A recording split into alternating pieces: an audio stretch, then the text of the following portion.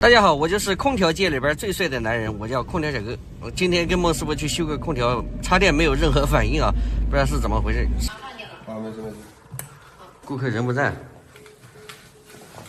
好香，是个美女住的房子吧？哇，这太香了，哎呦，有点上头啊，香吧？啊，行，你看一下啊。行，我开喽。开了。啊？什么问题？哎呦呦，牛叫吗？啊？的，都等待啊，都懂。哎呀，这孟总都学会了，都懂的。这个是个出租房啊，然后是个租客，租客应该是个女士。刚才打电话是个女士。哎，这个屋里太香了，我感觉有点头晕。哎呀，好久没闻到这么浓的香水味儿。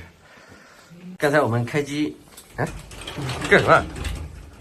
我们空调插电开机没有任何反应，然后这是定频空调，外机这种情况下99%都是有一个零部件损坏的。具体什么零部件呢？我们马上更换一下，你们就知道了啊。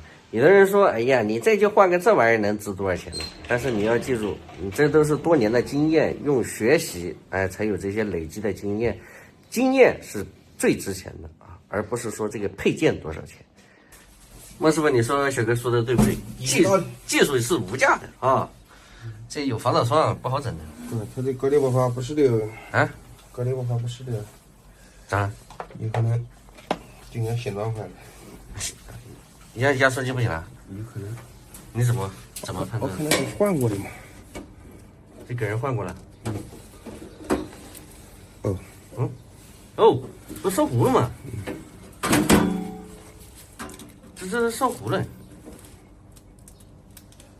你看，这都糊成啥样了？感觉它是不是之前没固定，碰相打掉了？有可能这个之前插件不行。插件不行，换的人没给人家换好啊。通过我们刚才的观察啊，他这个之前给人家换过了，然后换掉以后呢，他没有把它固定好。然后导致了那个东西可能是搭到铁了，或者是怎么回事，然后那个地方烧糊了啊。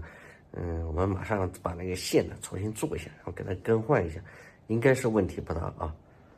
不，你这线上哪儿整的？怎么这么粗的？美的原装的。哎呦我，你这整个原装的上去，等会儿这个收票子的时候跟顾客来个美的原装的，人家顾客还，不过这确实是原装的啊。3皮柜，变频的。新的，就差个别子。莫师傅，你这玩意儿上哪垃圾堆里边掏出来的？你这玩意儿好的坏的？全新的，好的坏的。全新的。我保量放时间长没的。哎呦我天！时间长不换的都放在医院等急诊急需的。这个坏掉了，烧糊了。马上把孟师傅那个从垃圾堆里边翻出来的，给他换一下啊，10有8九这个问题就解决了。你觉得成功概率有多少？90。哎呀，你有这把握就行了，毕竟你是老师傅，凭谁应该有90啊？凭我跟洪师傅干那么多年，换这玩意儿都换了，不说有几百个吧，最起码100-200个是有啊，这些年。放好了，开喽。现在插电，我们开个机，做了没？有，恢复正常了吧？OK，你这孟师傅技术还是可以的啊！别看人家发财换的少，技术是行的。